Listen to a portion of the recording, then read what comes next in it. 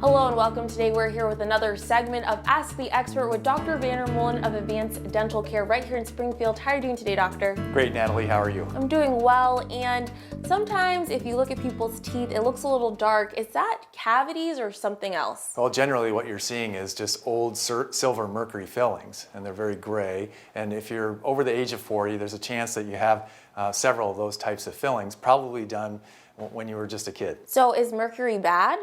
Well, it depends on who you ask. So my opinion of it is if you were in a workplace and mercury was spilled on the floor, you'd have to break out a whole hazmat kit to control that mercury and dispose of it properly. But somehow it's okay to put fresh mercury into someone's mouth. And that just doesn't make sense to me. And if you have mercury fillings, should you get them removed right away? Well, if the filling is in the tooth and it's functional and everything is the way it should be, I don't recommend drilling it out just because of that.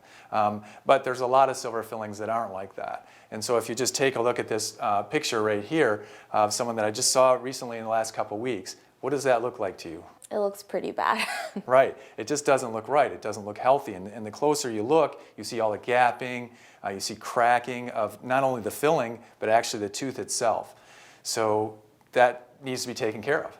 And what can be done?